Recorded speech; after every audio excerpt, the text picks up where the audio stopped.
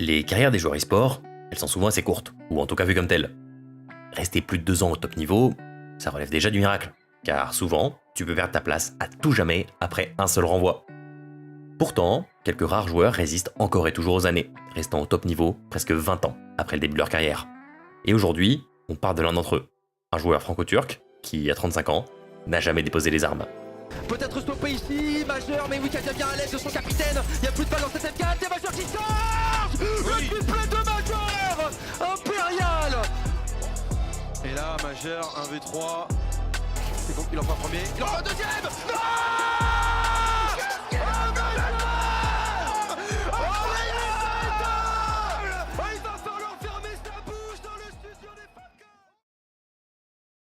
Si Majeur va commencer sa carrière, comme tout le monde, par des LAN locales en France, au milieu des années 2000, il va prendre une route différente de beaucoup de joueurs français qui vont le suivre, celle de Counter-Strike 1.6.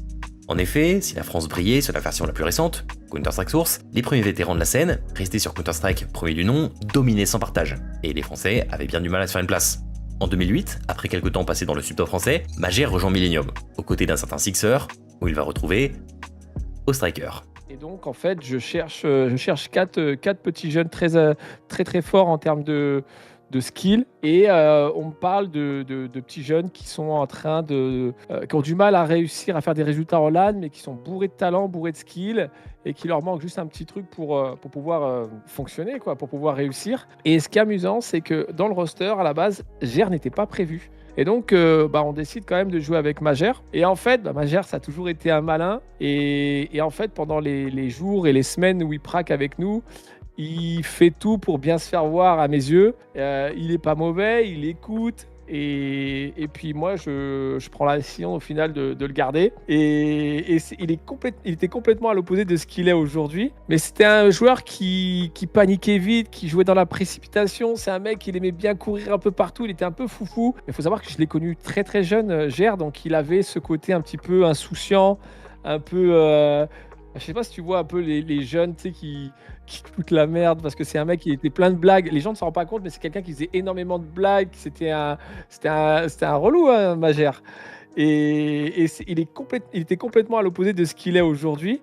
Et bref, au final, j'ai beaucoup aimé son profil, ce qu'il a montré à ce moment-là, et on a décidé de le garder. Incroyable. 2007 ou 2008, on arrive à se qualifier pour la Coupe du Monde, le SWC à San José aux États-Unis. Et c'est la première fois où j'arrive à les envoyer donc, sur un tournoi international. C'est quand même la Coupe du Monde à cette époque.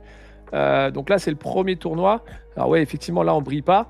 Mais donc après, on commence à faire des LAN inter. On n'en fait pas qu'une. Hein. On fait des Game Gun en Espagne. On fait des tournois quand même à l'étranger. Et arrive effectivement cette période de 2009 où on fait 2 demi-finales de DreamHack.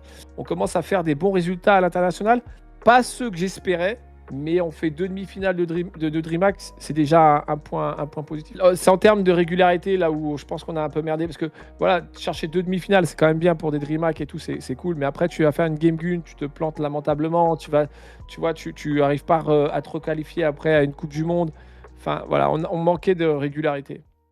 Leurs chemins finiront par se séparer, et Majeur va enchaîner quelques projets assez moyens en 2010.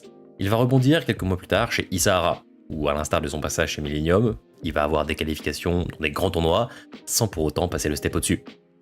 Mais malheureusement, leur élan va être coupé en plein vol, avec la sortie d'un nouvel opus, Global Offensive.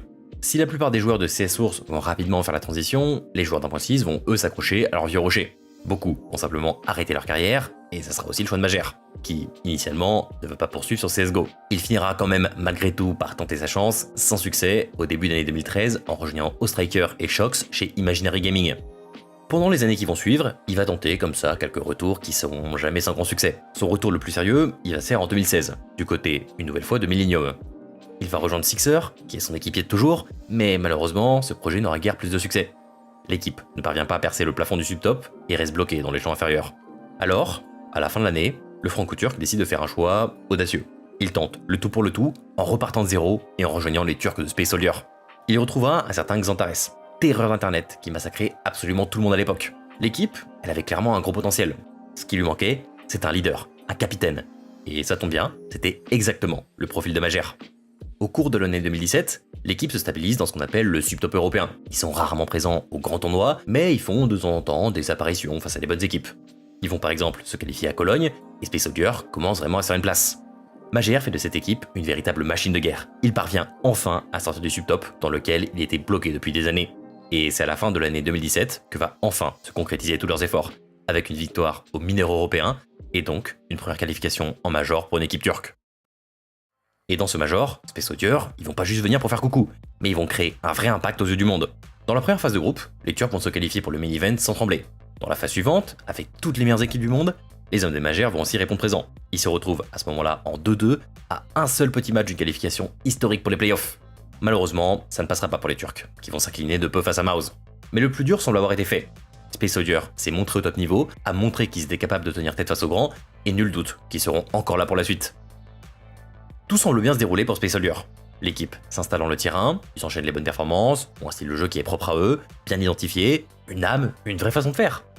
Mais si aux yeux du grand public, Space Soldier, c'est la belle histoire d'une équipe nationale qui part de tout en bas et qui grind vers les sommets, dans les coulisses, les choses sont plus compliquées.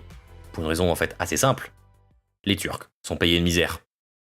Tandis que leurs adversaires voient leur salaire exploser à coups de milliers de dollars par mois, les joueurs de Space Soldier ont pendant ce temps-là gagné des miettes, quelques centaines d'euros par mois, qui seront en plus parfois impayés. Pourtant, l'équipe s'accroche, continue de se battre, mais la réalité finit par les rattraper, et après quelques contre-performances vraiment décevantes, c'est Xantares, la star du projet, qui part rejoindre les Allemands de Big. Sans Xantares, le projet semble malheureusement mort-né. Les joueurs ne trouvent pas de structure, et l'équipe s'arrête là. Mais pour Mager, c'est loin d'être la fin, puisqu'il retourne là où il a commencé sa carrière, en France, avec LDLC.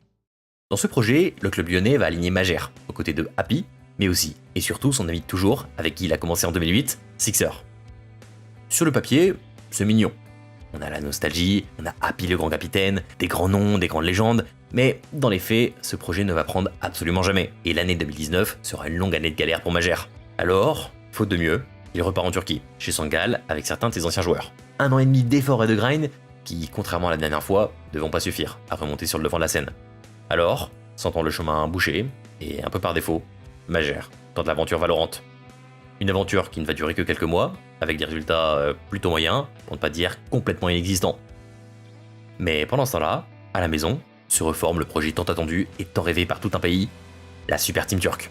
Pour la première fois, Xantares, la star du pays, et Woksik, le meilleur sniper, s'allient ensemble avec d'autres anciens joueurs de Space Soldier. Et c'est en toute logique que Engine va finir par les rejoindre. Le seul petit problème, c'est que c'était le bordel. Il y avait des changements absolument tous les mois, les joueurs ils semblaient ne pas trop savoir ce qu'ils voulaient, il y a des joueurs qui sont fait bench une semaine, puis qui sont revenus, puis qui sont repartis, bref, c'était un peu le bazar. Mager, il arrive pour remettre de l'ordre.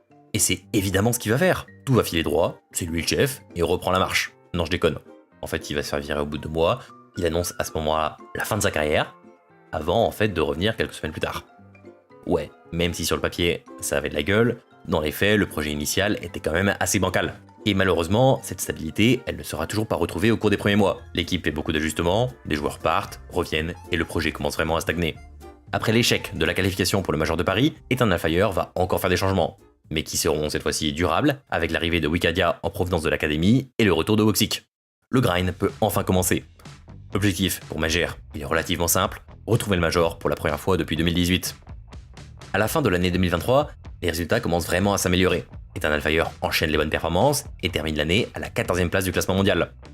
2024 sera alors l'année du succès retrouvé. Eternal Fire retrouve enfin le Major pour la première édition sur Counter-Strike 2 et va même atteindre les playoffs. C'est une première pour ces joueurs, un véritable grand moment qui vient récompenser des années de grind. Les Turcs vont enchaîner les bonnes performances, battre l'intégralité des meilleures équipes mondiales, enchaîner les playoffs, mais aussi les déceptions. Les performances vont être très irrégulières. L'équipe peut passer d'un top 2 face aux meilleures équipes du monde à sortir en poule dans les dernières positions. Ce manque de régularité va être illustré dans le pire des moments, puisqu'à la qualification pour le Major, Eternal Fire se manque et n'accède même pas à la compétition la plus importante de l'année. Pour se relancer, Mager va à nouveau parier sur la jeunesse et lancer Jota dans le grand bain, un choix qui a semblé judicieux, puisque tout de suite, Eternal Fire va enchaîner les bonnes performances et se rapprocher du top mondial.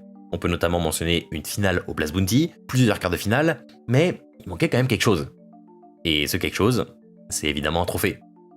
Malgré des bonnes performances, un classement parfois dans le top 5 mondial, Mager et les siens n'ont jamais rien gagné. Mais à défaut, les Turcs vont d'abord rejoindre une nouvelle organisation, Aurora. Car à l'instar de Space Soldier, dans une moindre mesure, les joueurs étaient moins payés que leurs homologues, et Eternal Fire n'avait pas vraiment les moyens des ambitions des joueurs.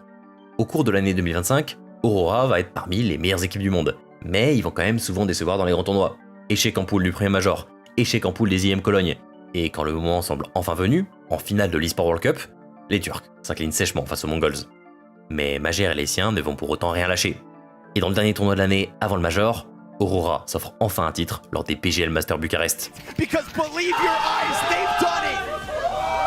Counter-Strike's crescent star shines brightest in Bucharest! Alors oui, c'est vrai, Aurora était la seule équipe du top 10 mondial qui était présente. Mais dans le passé, dans des situations similaires, ils ont souvent échoué. Alors passer enfin ce cap mental, toucher pour la première fois un trophée, on se dit que ça y est, c'est ce qui va les débloquer. Ou pas.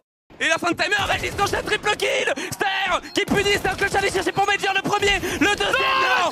Est-ce qu'elle t'en désamorcé? Le petit coup de pression.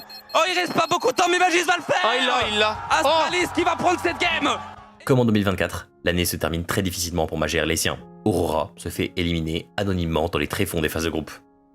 Pour 2026, les Turcs ont tenté un nouveau changement, avec l'arrivée de Soulfly. Un changement qui a été vu par beaucoup comme étant pas forcément très intéressant, n'apportant pas une grande évolution. Est-ce que ça va vraiment être suffisant pour enfin aller chercher ce grand titre? Quoi qu'il arrive, aujourd'hui, à 35 ans, Majer tient encore la barre. Il prouve qu'avec de l'expérience, de la rigueur et une volonté inépuisable, on peut toujours mener les siens vers les sommets. Et donc, après, il allait lui-même allait être papa, etc.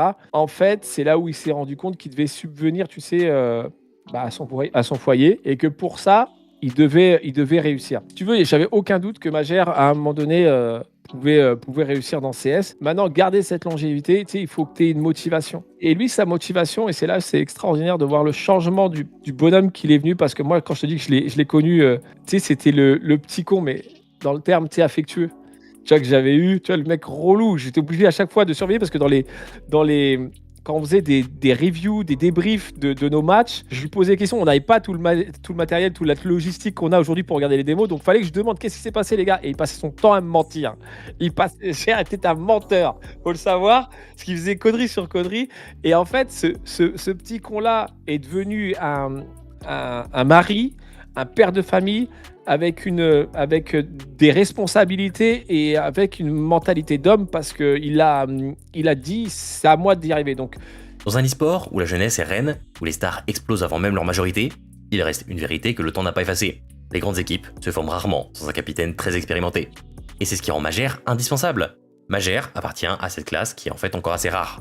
Il a connu plusieurs générations de joueurs, plusieurs versions du jeu, plusieurs cultures. Il a appris à s'adapter, à encaisser et à reconstruire. Son parcours, c'est la preuve qu'un vétéran n'est pas qu'un vestige du passé, mais bien un moteur pour l'avenir. Et tant qu'il sera sur scène, à imaginer le prochain plan, l'homme qui n'abandonne jamais continuera d'écrire l'histoire de son pays.